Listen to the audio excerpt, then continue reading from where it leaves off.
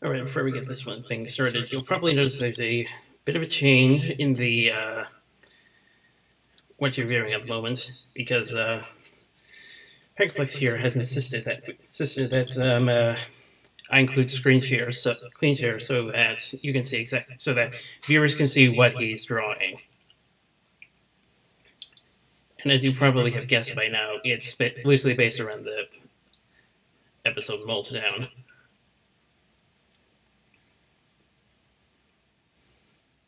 I'm not the best artist, but I will try my best to keep you entertained.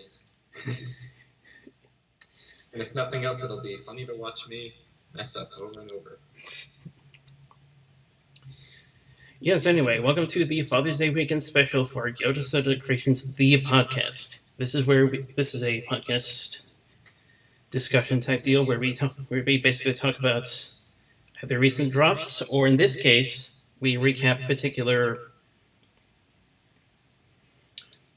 things that went down. And since this is Father's Day weekend, I figured we could do something fatherly related, and I figured, hey, let's see if we can recap the Perfect Pear. Well, the Perfect Pear is a pretty good episode for Father's Day, I think, because, well, it's setting up. I guess it's the most development we've got from a fatherly figure on the show. What would you say, Alex? I think one of the strongest parents in general, other than Twilight's, but I guess, Twilight's are off and on, kind of. We've only gotten a couple episodes of everyone else's.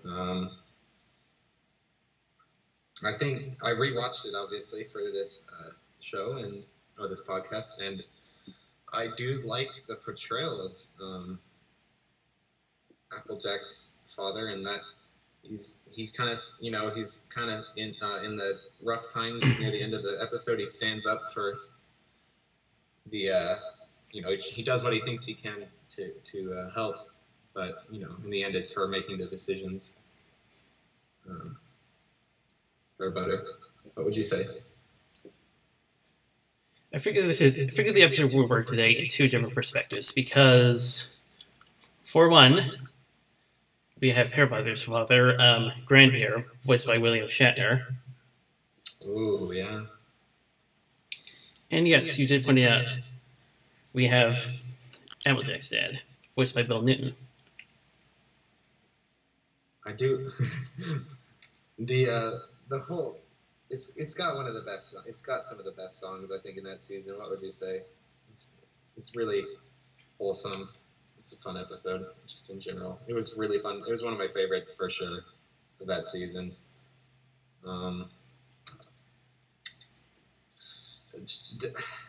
It was nice to recap that season. I haven't rewatched a lot of the episodes yet, and that was a good one to kick it off again.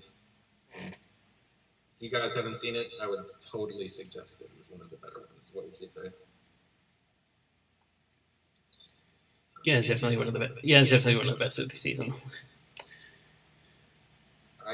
It's kind of like with the other episodes so far, with this season, that season in general. They're always fan favorites because they should have done this a while ago. You know what I mean? I don't know. Yeah. I don't know. I'm glad that they're getting around to fleshing out these backstories.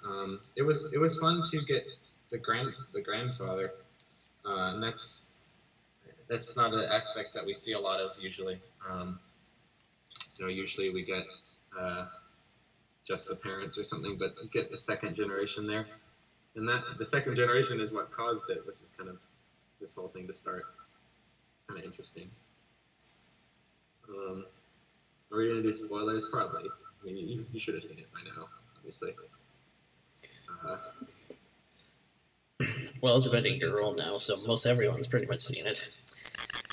Anyway, I guess one of the things I liked particularly was how well pretty much the cast that they got for that episode I really loved how I really loved the performances from the VAs. William Shatner, in particular, was definitely the top notch. But there was also Felicia Day, who is Pear Butter, whom I actually got to meet at Emerald City Comic Con.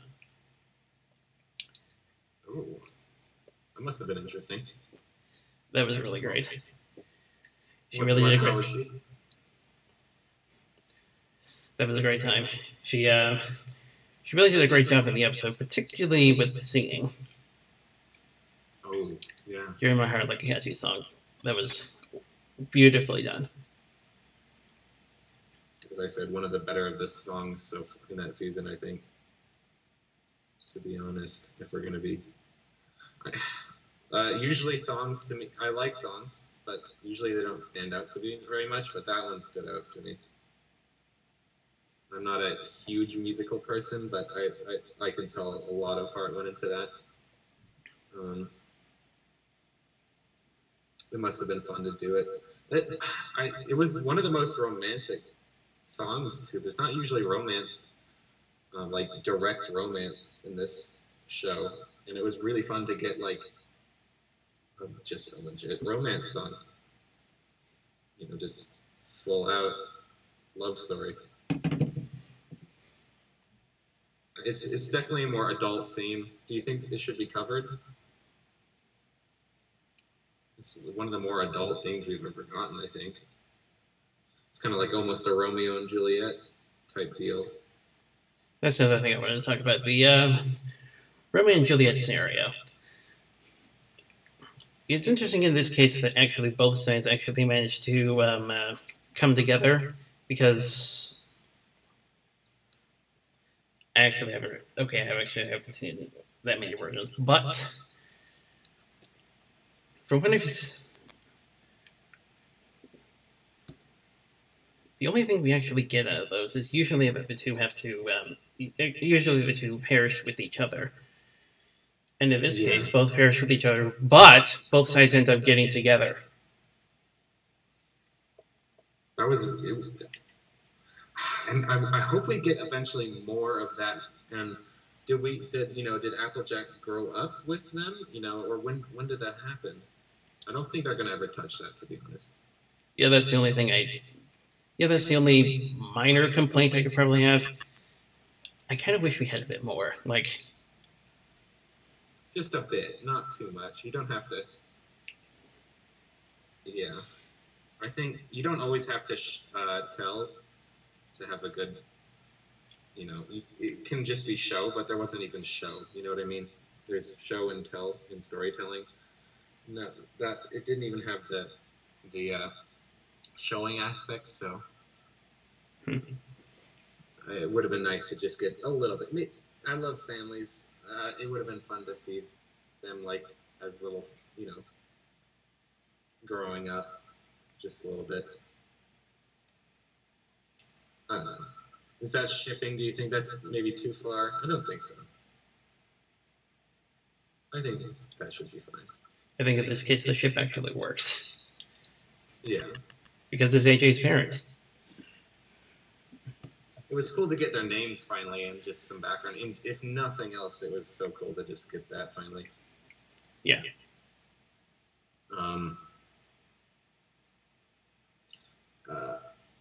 I think the art was great as well. I've noticed that. It was good background characters. Got some voice acting from them too. It was fun to get like Mayor Mare and stuff. You never see them. And Cake too. Cake's like non-existent anymore. You know what I mean? They never have her talk anymore. It's always in the background or just has some menial job. So it was fun to get characters you never see. I like that new character, the smoke guy. The firewood cutting guy was really cool. His design was amazing. Birdo. Yeah. I love that. That was a really cool character. I hope they bring him back. And the whole like Big Mac asking for him to be like, can I learn more from your father? Like, people, you need a fatherly figure, and it would be cool if Big Mac, got to learn more about his. That'd be really cool.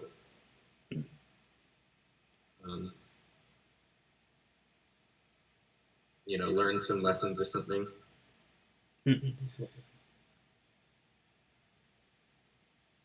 What do you say? Would you like to see that? Maybe, do you think they're going to go anywhere with that? The whole thing where he's like, oh, can you teach me some more of what my dad was like? Or do you think they're just going to leave it like that, just a background thing? I think they might take it somewhere, but I doubt it.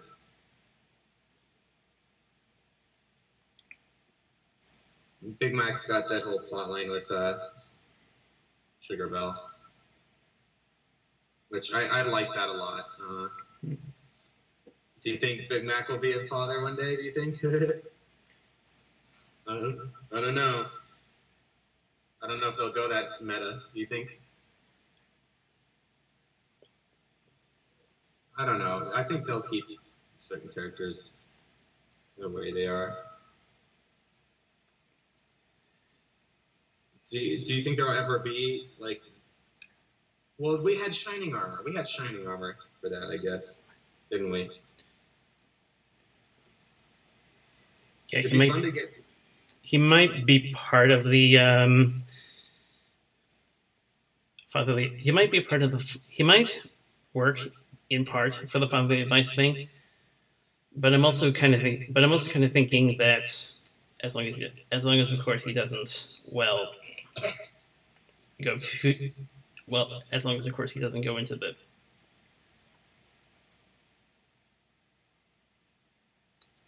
as long as of course he stays with the togetherness sort of thing. I was thinking Grand Pear might offer some advice. I think that might happen. I don't know. People ship like Grand Pear and Granny Smith. No, I think he already had a wife. What? Grand Pear already had a wife. How else would he get pear butter? Obviously, I know. Yeah, people are kind of weird that way. How would we get? So we only get only get one side too. What happened to Mama Pear? You know what I mean? I don't think that'll ever be fleshed out. I don't think that was the main concern. Yeah. It definitely. I do like how the episode answered more than it raised. That's usually the problem with like origin stories. Is usually you come out of it going, well, now what? Or you come out of it asking more things than you get answered. Like if you watch Solo, that's what I felt like. I felt like, man, I'm more confused, sort of, or it just raised more questions. This answered a lot of questions which I like. The whole episode was a nice origin story. I think this was the most serious origin story out of all of them so far, wasn't it? It's definitely the most. Probably one of the more serious. What would you say is the most serious family episode?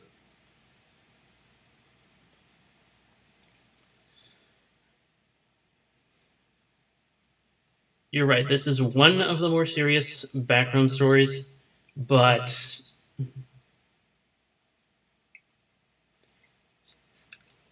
in terms of family stories, I think this is probably the one that takes the cake, considering that, well, this is two different families that have been pretty much rivals for a long time, and then these two come together and try to build a bridge. It had the most serious tones, I think. Yeah. The Fluttershy, I think, was the second most, I'd say, in my list, wouldn't you? It was a little meta, a little serious for me. I should take notes.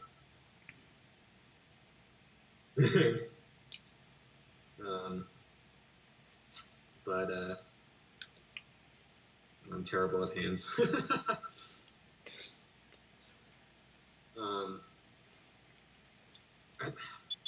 There aren't really fatherly figures. I mean, Shining Armor, I guess, is the most fatherly, isn't he, out of all of them? I'd say. He's coming along. He's kind of growing, yeah. He's on a learning phase, I'd say. Do you think you're going to have a lot of Flurry Hearts soon, or just are they going to leave that in the background still?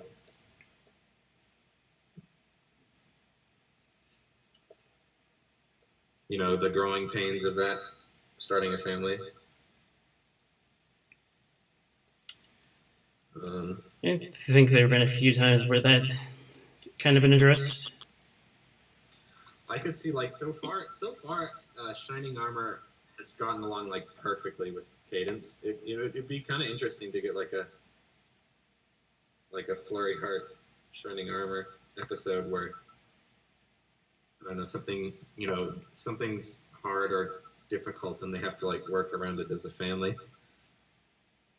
It'd be fun to get a family-oriented episode, not just friendship, you know what I mean? I guess that's not really the name of the game as much, but I think it'd be a really fun aspect if they actually explore that. Well, if you remember the third episode from last year, you remember that in part, well, over time, Shining was starting to miss her. Sorry, what? You turned into what? Sorry. Well, if you remember the third episode from last year, you'll see over time that Shining Armor was starting to miss her. Oh, miss her, yeah. Yeah, I got you. Yeah. It's been great, but say no more. It was. I like that a lot. I like that dynamic. That would be fun to get more of. I don't know where they go with it, to be honest, but it's kind of it's not really a topic kids need to know much about, I guess, at the moment. I mean, some adults could take notes, but I think they know they have an adult audience. Do you think they're going to try to hit home with that at all? Ugh, I'm having so much trouble drawing this hand. I'm just going to leave that for now. There have been times where the show does start to get a bit more serious in that aspect, and I think some people don't actually notice that, some people do. But for the most part, the show's trying to be family focused, like pretty much for everyone in the family, the dad, the mom, the grandma, grandpa, the kids. Okay. There's something for everyone. I do see that, yeah.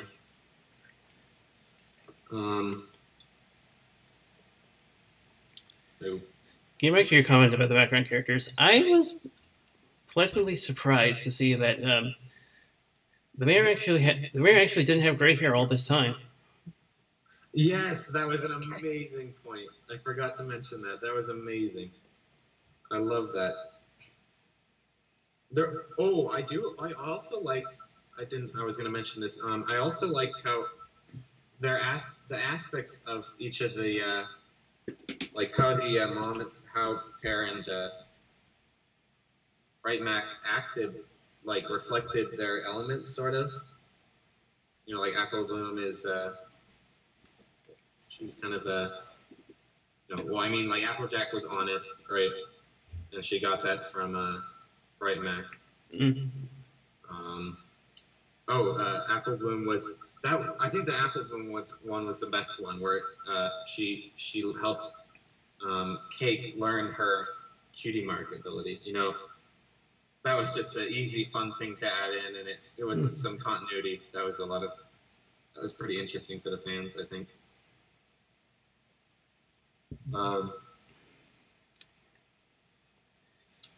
Yeah, that was fascinating. It was really fun. And you even got Big Mac doing something, you know. Well, I forgot. Big Mac was what aspect? What aspect mirrored Big Mac? So like Apple Bloom got the cutie mark idea, and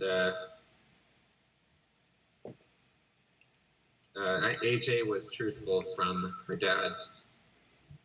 Forgot what Big Mac kind of inherited the strength, I guess, or the That was determination. one thing. Another, I guess, the fact that he's a good-natured, good-hearted sort of person kind of speaks of itself. Yeah, he wasn't reserved. Like, I mean, Right Mac was pretty forthgoing, foregoing, very forward.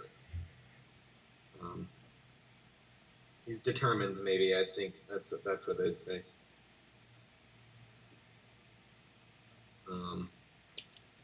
I'd say Pear better showed the most determination. The fact that she actually managed to stay behind.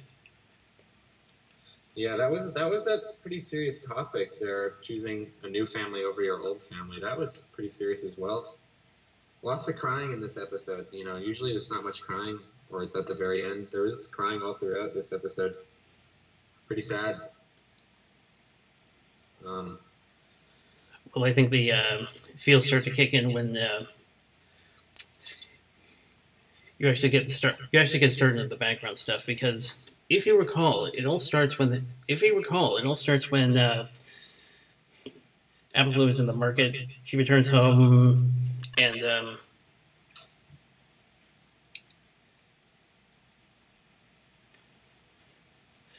the fact that the apples are a bit conservative. Yeah. That's when she gets curious, and then they go out find the story, and that's when things start to get touchy feely. Even what was who is the historian, the family historian? Goldie Delicious. Gold Delicious, yeah. We even got her in there. It was fun. No, it's fun to see her again. I guess you know what I mean. He still exists, guys. You know, type of deal. There we go. I think I got the fist. There we go. We're in business. I think that's how you drop this.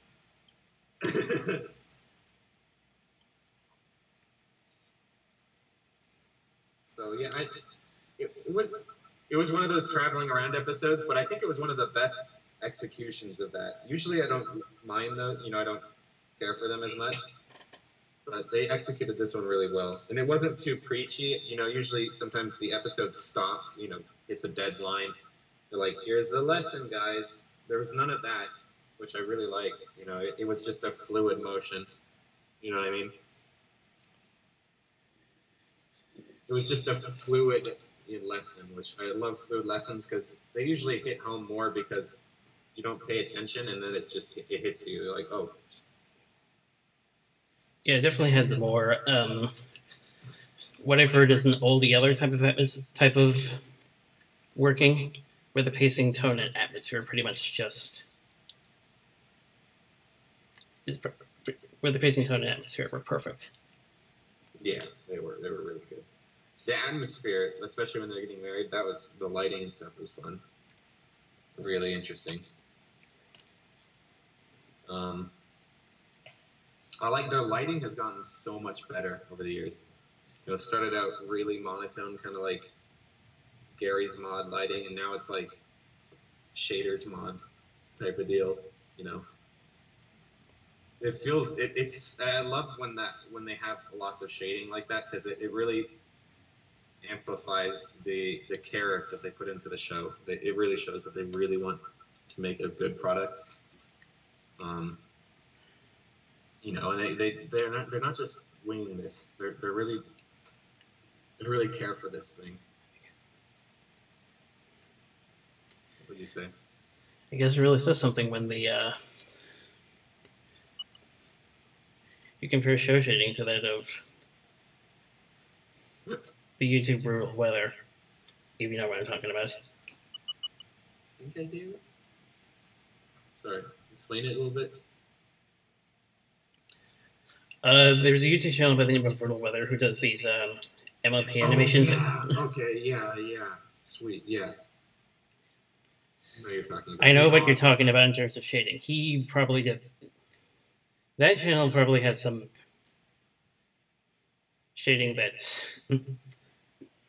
I think Hasbro's taking a bit. I think Hasbro might be taking a few lessons from. He's kind of like the gold standard for like flash animation. Of course, the thing is with him is he's doing one episode that's like 5 minutes long, right?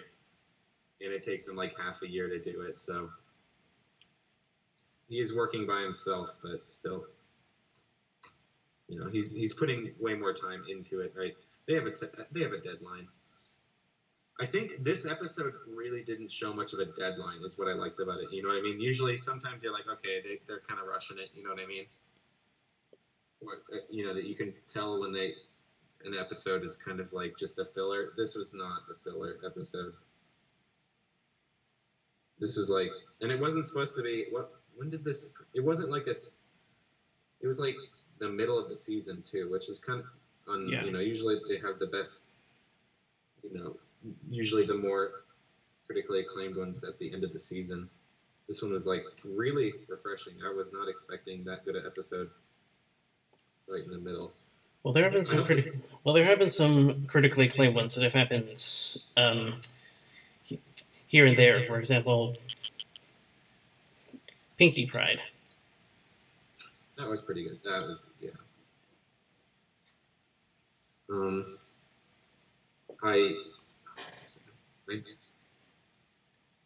I hope they keep doing this.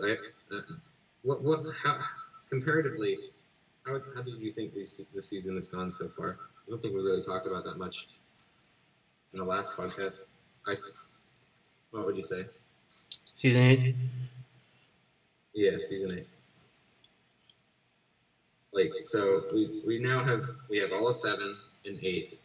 What's your opinion on how it's doing so far? I saw the poll, I think, on Westbury Daily, and most people think it's pretty good. I mean, but I want to hear your opinion. What would you say?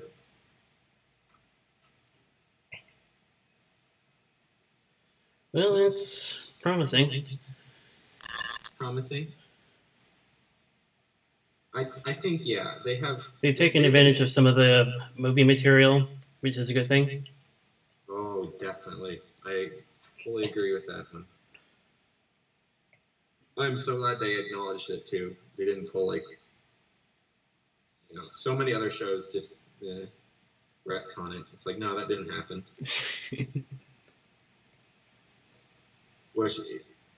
Are we going to see Tempest, maybe? I don't know. I doubt it. Was their voice actor pretty hard to get? I'm trying to remember. Don't forget, he also has a huge movie career, so... Yeah, okay. Probably not, then, in other words. Well, we'll see. They've managed to get John Delancey back several times. Yeah, that's true. Okay, they have some star-studded cast. I mean, they got Weird Al once. They haven't got him back though. That'd be fun if we got a Pinkie Pie continuation.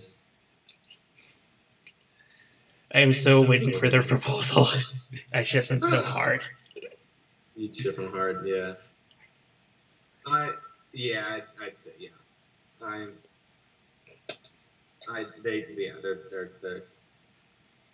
They're a go for me, I think. That's something I've never seen. Do you think they're ever going to do that with any of the characters? Any of the main ones? I doubt it. I don't know. What would you say? The last season, the last hurrah. They're going to do anything like that? Nah. It's been hinted several times, but At this point, I think we need to wait for the staff to actually make the final call. Yeah, it's gonna be a staff. It's not gonna be a higher up thing, obviously.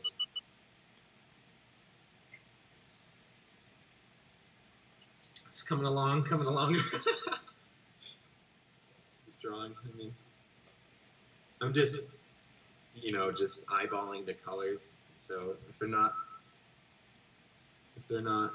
100%, it's not my fault.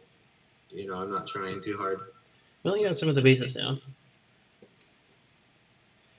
The basic. It's me. Sarcasm, you're back. We were talking about the Perfect Pear for this podcast, and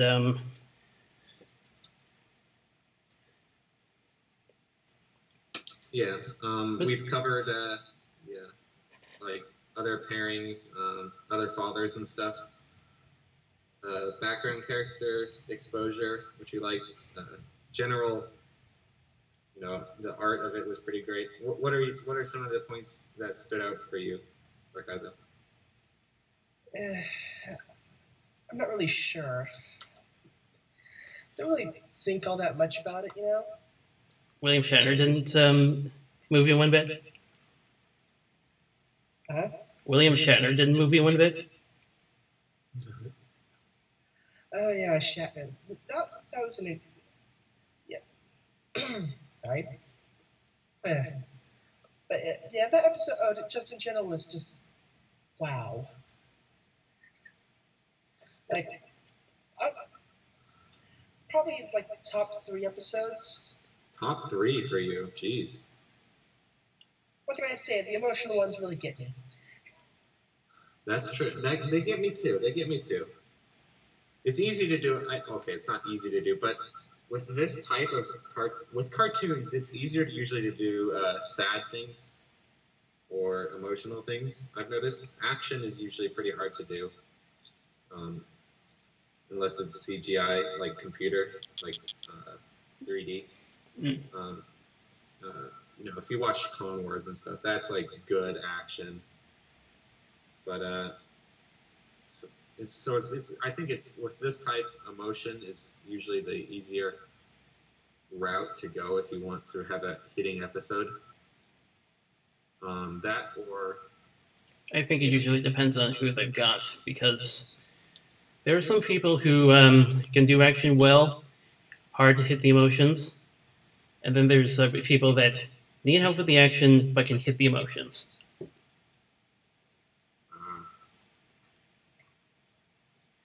Okay. I think I don't know. If you're just you don't need to be famous, I don't think, for me to, I'll give everyone a chance. It's basically I did like his melodious voice. That did help his character, I think, but there can be non-famous melodious voices out there that we just don't know about. You know what I mean? That's the interesting thing. Some people have gotten used to him in Star Trek that they keep forgetting that the older you get, the deeper the voice gets. And fortunately, I happen to have watched one of the projects where his voice did get a bit deeper, so I kind of got a good idea of what to expect. Yeah. I could see that, yeah.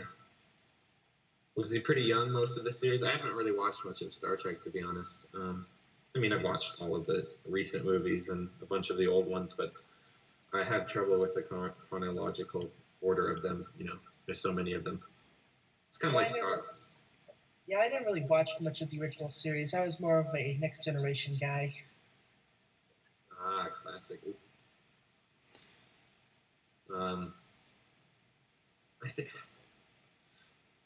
I think if I grew up with them more, then I'd be more into them. But I think I was more of a Star Wars guy.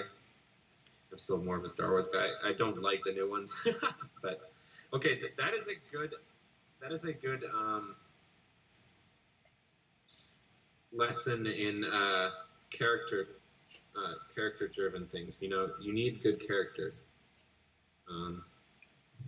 I'd much rather watch episodes of Oh, like, okay. To be honest, I'm more excited about new episodes in My Little Pony than I am about the new Star Wars. To be honest, I think it's because they just handled the character better right now.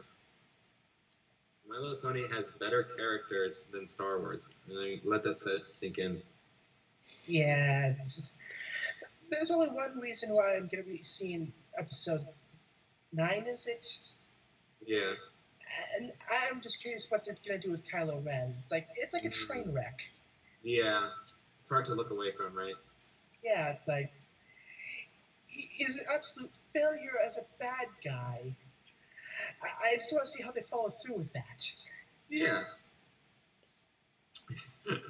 I think the two series actually have something in common. Both Lawrence Faust and George Lucas are good creators, but not so good storytellers.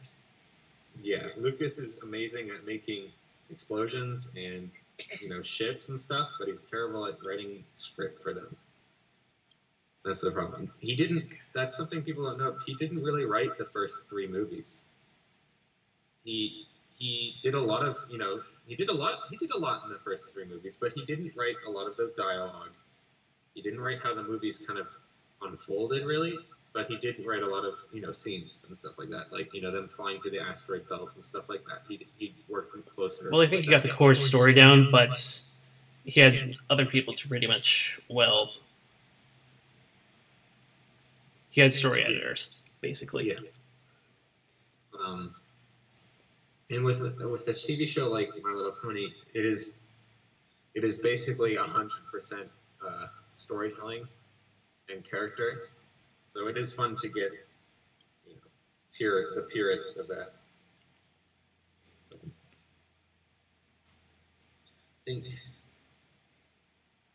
think what TV shows are lacking right now is good characters, and things like you can get in, like, My Little Pony can invest you in a character like Pear, like Pear Butter and like Right Mac, that easily within like 1 episode. You're already on their side. You know what I mean? You're already invested in them. Already invested in their goals, invested in their visions, invested in where their romance is going to go, and basically makes you want to see more of them. Yeah, they've accomplished more character building than 2 Star Wars movies, full-length Star Wars movies have done for me and Rey. You know what I mean? I could care less about Rey right now. But Bright Mac and Pear Butter, I would love to see more of them. And they did it in 1 episode that has maybe them on the screen for maybe like 10 minutes. I mean, it's just they just wrote the characters so much that just a lot. They wrote them relatably. That's what I'm trying to say. Jeez. Characters you can relate to. Yeah. And they're not even human. So, I guess it's a little bit of fantasy for me, that's, you're looking for, I like romances in general. I really do. I don't say that a lot, but, if there's a plot line in a story, I usually like the romance section of it. Unless it's, it's a movie with action in it, then I'll probably put action over romance, but not by much. I think, I love seeing them formulate. This had a pretty good formulation. It's a classic one of the whole, star-crossed lovers, but it's a new spin. It wasn't totally predictable. You know what I mean? What do you say? What is your take? It was genuinely heartwarming. Yeah. I guess in general, there's not lots of heartwarming media, or usually it's not so pure. I liked how pure this was. You know what I mean? It was pure. It was genuine. Yeah, genuine. It's classical. It's classic. It's a classical type. I like classical. I'm old. I like old stuff. You know, I like the old way of romance and stuff like that. With this, you know, the classic way of falling in love, sort of. If you,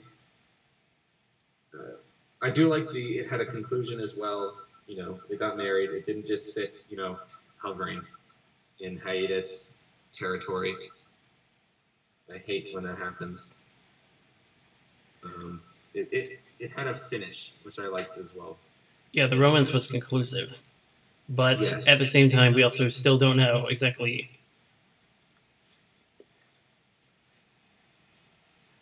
how they died, who was around when they died, and all that. It's pretty confirmed that they're not gone. I mean, like, you know, they didn't go away. They're probably dead. Yeah. I don't think they're ever going to do that, obviously. It's a kid's show. You know,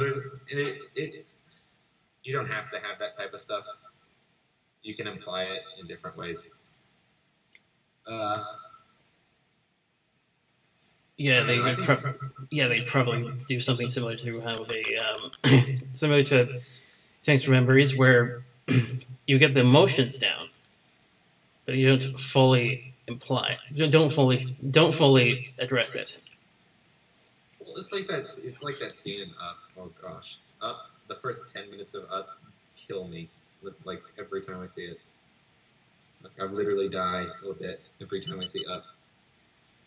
And they never show anything. You know what I mean? The ending is just they're in hospital and that's it. And then it's just the funeral. It's like, geez. There's very little dialogue through that. There's no dialogue in the start. That's the thing. I said very little. They were sort of speaking to each other in the beginning, and then things got quiet as the... Like, the whole montage, has no talking in it. But, they do talk as kids together. Obviously, this romance had a little bit of talking. Not much still. It was still more of a showing and not telling. There was a little montage in this, even, with no talking. The studio is very good at showing visually. So the plus with these characters is you can get a lot of emotion just by showing. Yeah. You know what I mean, without telling. They're designed in a nice way of... their heads are big, which helps with showing emotion. Extremely obviously, you know. Yes. Characters, it helps with modern characters to just have massive features, you know, face features. You know, like here's a great example. You can, just by looking at him, glancing at him, you can see he's extremely happy, he's excited, without saying anything. You don't have to say, I'm very excited, you know. Mm-hmm. Saying things like that kills your immersion, too, because no one says stuff like that. You know what I mean? Well, there are times where dialogue is necessary, especially in their last scene, the wedding. Yeah. The wedding was cute. I like the wedding. I'm surprised he threw that together in one day. I mean, that's like professional grade stuff. He should have been like, you know, a wedding designer. I mean, that was like better than some weddings I've seen with weeks of planning. Did that in one night. Maybe that's his actual talent, you know. I've always kind of found their talents, you know, like the Apple's talents to be pretty broad, you know what I mean? I do like how Pear's was like more focused on her. She's good at canning, which is kind of cool. You know, Bright Max is a little more broad of just, you know, an apple that's in half. You know, it's kind of like Big Macs, where it's like, you know, okay, just apples in general. What would you say? Do you like when they have that broader Kingdom Arc, or do you like when they have like a very specific idea behind them? Well, it is good that they have some broader talents, and that's interesting. That's something interesting to point out. When Apple Bloom did get her cutie mark, it was a bit surprising that it wasn't anything tool related, but at the same time, it still was Apple related. So it showed that she still had roots with the family. I almost assumed it was something around. I almost assumed it would partially say something. I almost assumed it would partially have something around creation, but at the same time, seeing that moment, it the actual marks themselves. They not only show friendship, but they also have something individual about them. Like the song, like the musical notes, we kind of knew Sweetie was gonna get there from the beginning. Yeah. We would guess. And there was something Pegasus related for Scootaloo, so. Oh, that it was a wing. It's a wing, yeah. She can't fly. I wonder if she'll ever. That's implying anything. You know what I mean? I doubt it. I don't know. Do you think she'll ever? They're kind of filling out. So they're filling out a lot of fan-related things. Do you think they're gonna ever do a Scootaloo type episode? I think by the end of the series. They're going to address that eventually. I think it'll. Yeah, I think it'll happen. Obviously, eventually. What? How would you like that to come through? What would your ideal family finish be there? Should she stay not incapable of flying, incapable, or should she graduate to flight?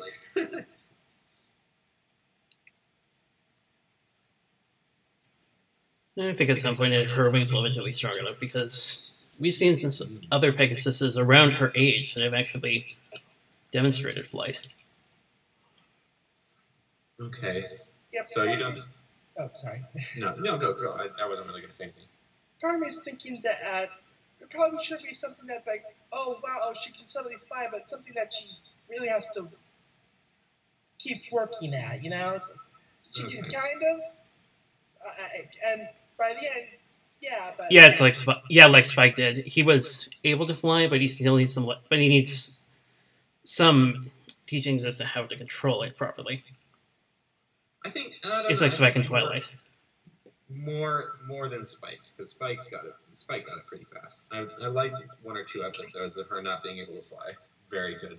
You know what I mean? Maybe fly like a foot off the ground, but like not being able to control it. At least start from there and have like a whole episode dedicated to her only being able to do that. But yeah, it's like gradual progress. Yeah. Baby steps. I like progress. The show in general has a little bit of a problem with either not doing anything, you know what I mean? It's just not touching it, or having it instantly happen. I do like growth. I wish they showed growth a little bit more on this show. What would you say? Yeah, they have a bit of a progress control problem. Yeah. I mean, in the end, I would rather see it happening than rather not, but a critique would be it should happen slower. You know what I mean? The wing thing I really liked. I liked it, but it happened a little fast for me. It was a little jarring. You know what I mean? Yeah. I think that's the problem most people have with it. It's like people liked it, but it was jarring. Too soon? Yeah. No, not too soon. Not too soon. Just it happened too fast, not too soon. So like it was good that it happened again, right? But it happened so instantly. It was just like 1 minute she can't do it, 1 minute he can't fly and the next he can. I like stories that show growth or like change slowly, because it's like with life usually doesn't happen instantly, and I think it kind of gives kids unrealistic expectations to how things should work in life.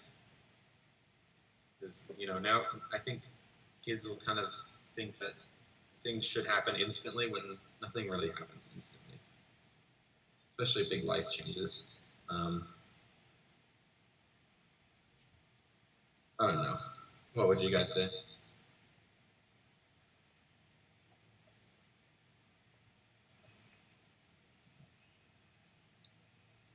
kind of a big question.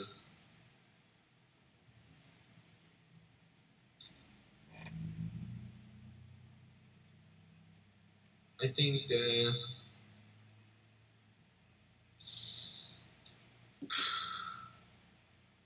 it's a hard topic. I don't know. Should he have a shadow under his eyes, you think, right here? Probably. Just a bit. Yeah, just a little. Like that, yeah. Just like that. Just a highlight. Probably a lot around back here. A lot under this ear thing. What is this? Do you know? Is this an ear or is this like a fin? I think that's an ear. It's an ear. Okay. Is there an episode where he plugs it or something? Oh, crap. You know, like plugs it up. I've seen moments. It's kind of hard to pinpoint them, but I have seen them. Okay, so it's confirmed it's an ear.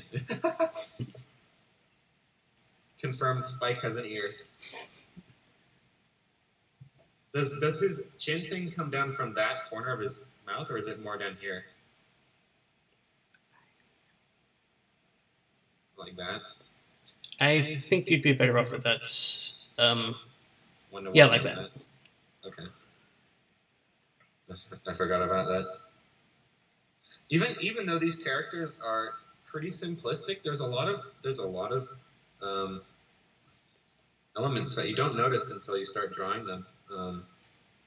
Starlight's hair is super complicated. I tried to draw her hair, and it's like, geez, there's so many loops and twirls and things. I mean, it's not impossible, but it's definitely a challenge. Sarcasm, is there anything else you want to say about the Perfect Pear? Anything that didn't work for you? Anything that you most enjoyed? Nothing I can really think of. It's just overall a good episode.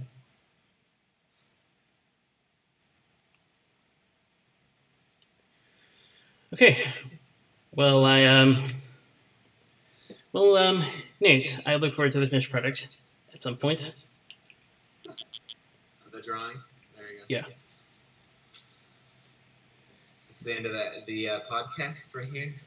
That's how far I got in one podcast. I mean, that's pretty good. I've never drawn Spike.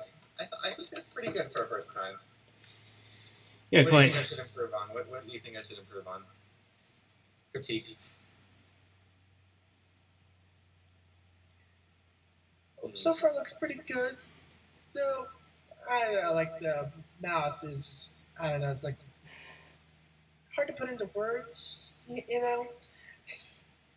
Yeah, I can see what you mean. Maybe a bit too large. Yeah, a little bit. I think I was going off some reference image. I drew it on there. I looked at a reference image and then I moved on. And I think I drew it too big from the reference image. It was kind of like one of those freeze frames where it's larger than usual. You know what I mean? Yeah. There's lots of those where they like go extremely proportioned, like well, you know what I mean? Yeah. But other than that, it looks great. Oh, you're missing the chest lines. Yeah, I was gonna add those next. What color are they? Kind of like darker, aren't they? They're kind of like that. Let's see. Let's zooming out. Where's kind of put one across the middle? Definitely.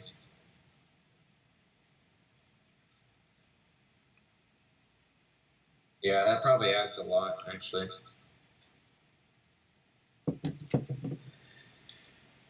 It's deceptive how much shading adds, or like details that just little details go a long ways in drawing, Yeah. especially in a lot in cartooning, like cartoon art. Let's see what that looks like. Yeah, that helps a lot. Yeah, it's funny how like sometimes the smallest things can make the biggest difference like that.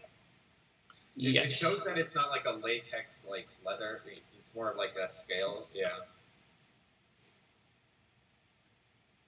It's usually dealing with texture. I'm surprised Spike isn't more scaly. You know, they just can do, you know. Yeah, it's a bit surprising that for some dragons their scales are visual, but there are also cases where there aren't. Okay. But then again, this is a toy-based show.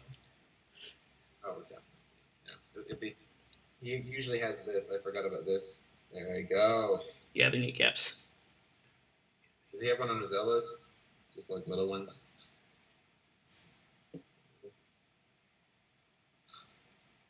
I don't know. Kind of, they're okay on the elbows. Sometimes it's sometimes depicted that he kind of has like triangles. Some parts kind of like maybe along his back with that. Maybe like one or two here and there. You know what I mean? It's not really show accurate anymore, though. I think that adds a lot, though. If you just add a little bit of a scale here and there. Probably on the wings. No, the wings kind of... Starting to become a bit more realistic, actually. Yeah. I don't really work on the wings. I haven't really done the shading on his hands yet, you know. Just quickly I can do it without, you know, I was going for perfection. But just do each one of the skills. There's kind of one here, too. Again, yeah, shading adds so much. If your art doesn't look great, you know, if it looks matte or flat, usually shading adds depth. Yes. Makes things rounder. Usually objects aren't perfectly flat. So yeah. Yeah, they have to have some sort of dimension to them.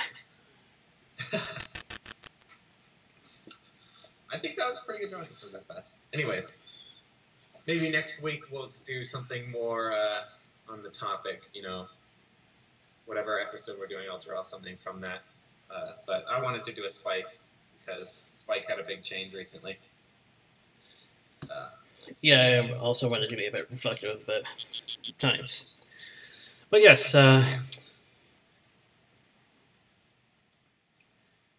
since we're still in the middle of hiatus, there'll be another... next time will be Saturday. I have no idea if Sarcasm is going to be joining us, but...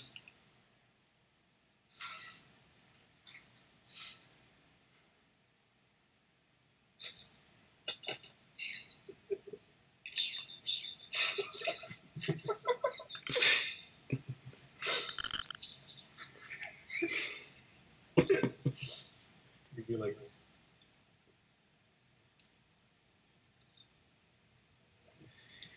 But I think we covered some good ground today.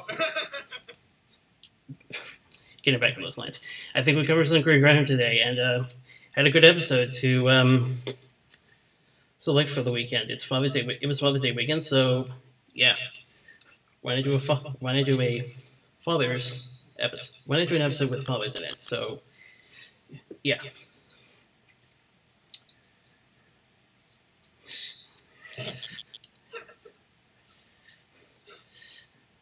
All right, guys, I'm going to be going. All right, guys, I'm going to be going offline. So, I mean, the guys, the stream's going to be stopping at this point. So, at this point, to the viewers, however, tune in next week. Hopefully, we'll have something up. And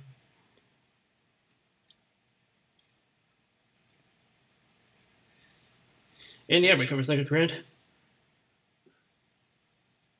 All right, see you guys. Bye. Bye. See you next week.